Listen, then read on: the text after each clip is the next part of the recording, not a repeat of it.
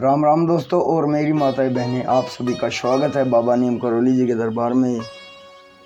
आप सभी का स्वागत है मेरी मैया रानी के दरबार में। मेरी आदि पराशक्ति मानो दुर्गा, जो भी मेरा भाई मेरी माताएं बहनें आपकी महिमा सुनते हैं माँ, उनके घर में सदैव खुशियाँ हो, सुख समृद्धि आए, कभी कोई कष्ट संकट उस परिवार में ना हो माँ। यही मेरी प्रार्थना, यही मेरी अर्जी। जय श्री राम। दोस्तों और मेरी माताएं बहनें, आप सभी का स्वागत करता हूं। आपका भाई सत्येंद्र जांगीर। बाबा नीम करौली जी की अपार कृपा बरसती है इस दरबार में। ये सौभाग्य है मेरा कि बाबा नीम करौली जी अपने भक्तों को किसी न किसी रूप में आकर ढूंढ लेते हैं, अपनी शरण में बुला लेते हैं। मेरे बाबा हर वक्त इस दरबार में मेरे साथ अपना आशीर्वाद के रूप में, एक पॉजिटिव ऊर्जा के रूप में सदैव मेरे साथ रहते हैं और उनका आशीर्वाद, उनका प्यार इस दरबार में बरसता है, इस चैनल पर बरसता है। अतः आप सभी से हाथ जोड़कर प्रार्थना है कि इस महिमा को पूरी सुने। जब बाबा नीम करौली जी ने डॉक्टरों के ना चाहते हुए भी, डॉक्टर कह रहे थे कि आपके सारे अंग सही सुचारू रूप से कार्य कर रहे हैं और वे कह रहे थे कि आप ठीक हो जाएंगे, लेकिन बाबा नीम करौली जी ने 10 दिसंबर 1973 को मध्य रात्रि स्वेच्छा से ही अपनी शरीर लीला को समाप्त कर दिया था। पूरी महिमा सुने। और शरीर लीला खत्म होने से पहले वे क्या क्या कहा करते थे। करीब 6 महीने पहले बाबा नीम करौली जी अपने जाने के संकेत देने लगे थे और 4-5 दिन पहले तो वे उंगलियों पर गिना करते थे, लेकिन उनकी बातों को कौन समझे, कौन समझे। जय बाबा नीम करौली महाराज।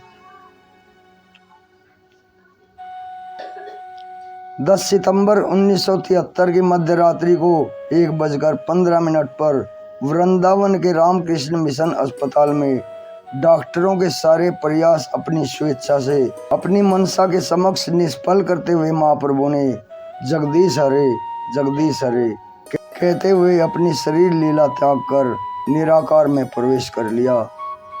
जैसे दिव्य अलौकिक युक्त रहस्यमय चमत्कार पूर्ण महाप्रभु का शरीर लीला चरित रहा। अपनी महासमाधि लीला को आपने उसी के अनुरूप डाल लिया और इस अलौकिक निर्वाण लीला के माध्यम से बाबा जी महाराज अपने भक्तों को यही अंतिम सीख दे गए कि महाकाल का आलिंगन किस तरह करना चाहिए। अपने महासमाधि में जाने की तिथि तो महाप्रभु बहुत पहले ही निश्चित कर चुके थे। इस लीला के 1.5 से 2 वर्ष पूर्व से ही अपने आप को अलग सा करना प्रारंभ कर दिया था। सदा से अत्यंत वाचल रहे महाराज जी ने अब कुछ मौन सा धारण कर लिया था। बोलना बहुत कम कर चुके थे तथा भीड़ भाड़ के मध्य भी आप अधिकतर चुपचाप ही बैठे रहते थे। विशेषकर अंतिम 5-6 महीनों में लगता था कि कहीं दूर, बहुत दूर जा चुके हैं, बहुत दूर चले गए हैं। प्राय समाधिष्ठ से रहते थे। मिलने का समय भी सीमित हो चुका था। केवल अत्यंत आर्त को ही असमय दर्शन देते थे।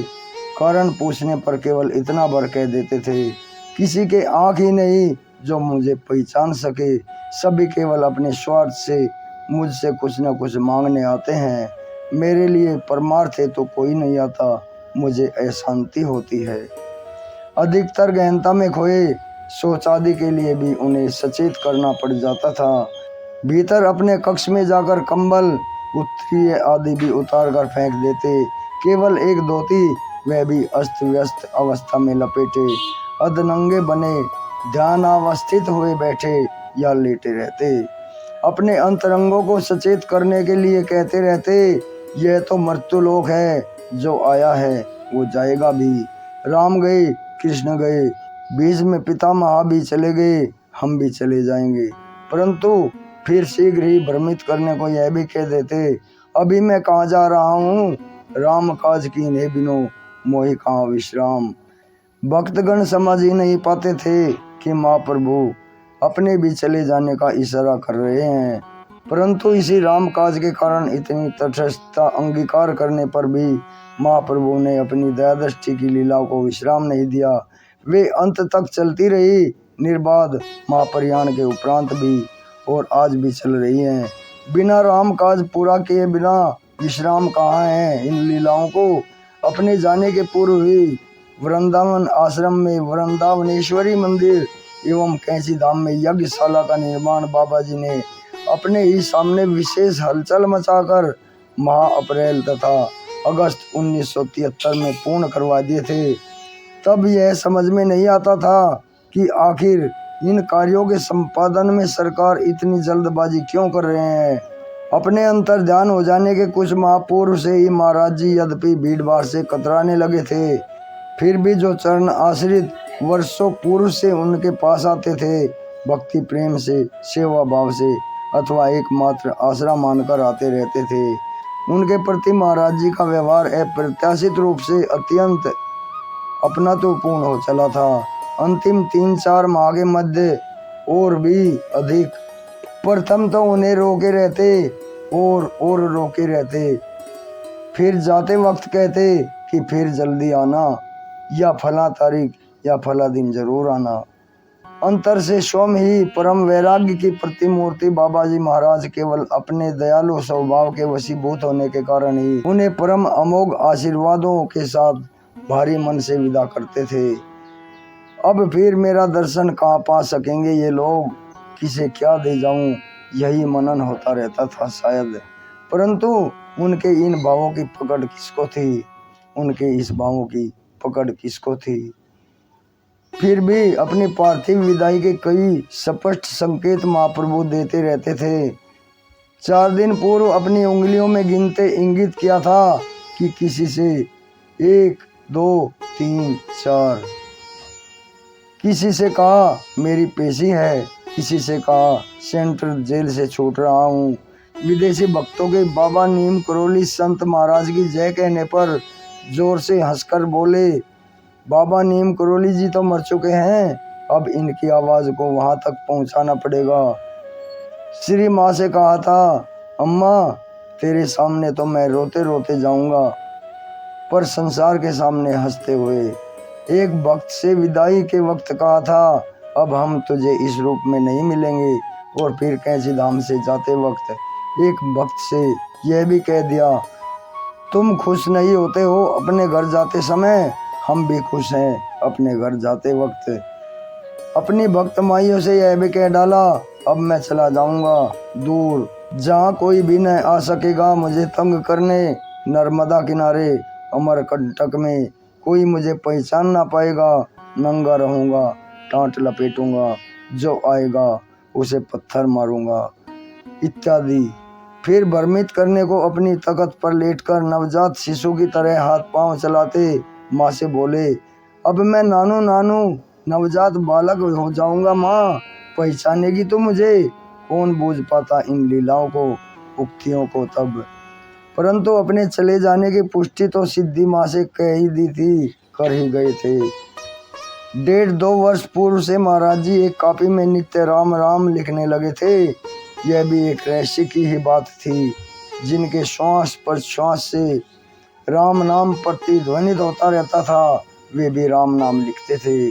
संभवतः यह भी एक संकेत था अपने भक्तों को ऐसा स्वयं भी करने के लिए, क्योंकि राम नाम जपने से अधिक राम नाम लिखना अधिक प्रभावी एवं सार्थक होता है। इस क्रिया में अनेक इंद्रियों को केंद्रित होना पड़ता है। राम नाम लिखने से पूर्व महाप्रभु उस दिन का वार एवं तारीख अंकित कर देते थे। 6 सितंबर को कैंची धाम के अंतिम से शरीर विदाई की सुबह महाराज जी ने नित्य की तरह राम नाम लिखा, वार और तारीख अंकित किए। फिर अगले पृष्ठ पर 10 सितंबर की तारीख और वार लिखकर उसे भी राम राम से भर दिया। 9 सितंबर को ही भर दिया और फिर अगले पृष्ठ में केवल 11 तारीख और उस दिन का वार मंगलवार भी अंकित कर दिया। उसे सादा ही बिना राम नाम लिखे छोड़ दिया। तदुपरांत इस कॉपी को श्री सिद्धि माँ को सौंपते हुए कहा, अम्मा इसे अब तो लिखना। इस प्रकार बाबा जी ने न केवल से शरीर रहने की अवधि 10 सितंबर 1973 इंगित कर दी, अपितु अपने पार्थिव शरीर की भी अवधि 11 सितंबर मंगलवार दिन उस समय दिव्य शरीर को अग्निदेव को समर्पित कर दिया गया था, वो भी बता दी थी। बाबा जी द्वारा लिखित यह राम नाम पुस्तिका श्री माँ के पास श्री धाम में कैंची धाम में सुरक्षित है, परंतु सदा ही अपनी लीलाओं से भ्रमित करने वाले महाप्रभु कैंची धाम से अंतिम विदाई के वक्त भी पुनः छलावा दे गए, यह कहकर कि अभी हाल 4 दिनों में लौटाऊंगा। वहाँ आगरा वृंदावन में गर्मी भी बहुत है और मच्छर भी है। यद्यपि कुछ अतरंग भक्तों के अंदर में आपकी इन कई अटपट उक्तियों तथा हरकतों से आशंकाएं उत्पन्न हो गई थी, पर फिर भी सबके लिए यह कल्पनातीत ही था कि महाराज जी सचमुच अंतर्ध्यान हो जाएंगे। देह त्यागने का प्रश्न तो स्वप्न में भी नहीं उठ सकता था, विशेषकर जबकि आप अत्यंत प्रसन्न मुद्रा में विनोद करते हंसते हुए कैंची धाम से 9 सितंबर को 2 बजे बाद सबसे अपार प्रेम दर्शाते हुए विदा हुए, परंतु जो भी कभी पूर्व में नहीं किया था, कहीं से भी विदा के समय अब की बार वह कर डाला। प्रथम तो कुटी से निकलकर हनुमान मंदिर में खड़े रहे, हनुमान जी से कुछ बोलते हुए से मानो कैंची धाम को तथा अपने भक्तों आश्रयों को उन पर छोड़कर जा रहे हों, मानो कैंची धाम को तथा अपने भक्तों आश्रितों को उन पर छोड़कर जा रहे हों, उन्हें सौंपने जा रहे हों। वहीं पर आपने अपने से कुटी से बाहर कभी अलग न होने वाले कंबल को गिरा दिया। भक्तों ने फिर डाल दिया उन पर वह कंबल, परंतु लक्ष्मी नारायण एवं शिव मंदिर के बाहर पुनः गिरा दिया कंबल को, मानो कह रहे हो मेरा यह कंबल ही अब मेरा जागृत प्रतीक, मेरा प्रतिरूप, मेरा आशीर्वाद रूप होगा, जिसे मैं अपने भक्तों आश्रितों की रक्षा एवं मनोकामना पूर्ति के लिए छोड़े जा रहा हूँ अपनी शक्ति समेत। फिर भी भक्तों ने वह कंबल तय करके महाराज जी के साथ कार में रख दिया और फिर मानो अपने वचनों की सार्थकता सिद्ध करने के लिए आप 4 दिन बाद पुनः कैंची धाम लौट भी आए, पर सशरीर नहीं वरना अपने पार्थिव शरीर के भस्मीभूत अवशेषों के रूप में अस्थि रूप में लिए श्री चरणों को अस्थि कलश का सिंहासन बनाकर। हे राम राम राम।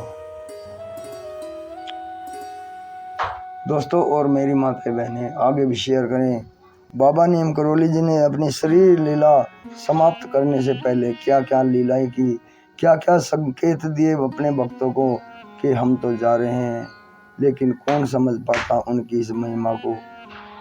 मेरे बाबा सबके ऊपर कृपा करो, जो भी इस वीडियो को आगे भी शेयर करेगा मेरा भाई, उसके सभी संकट और भी तुरंत काट दो बाबा। जय बाबा, जय बाबा।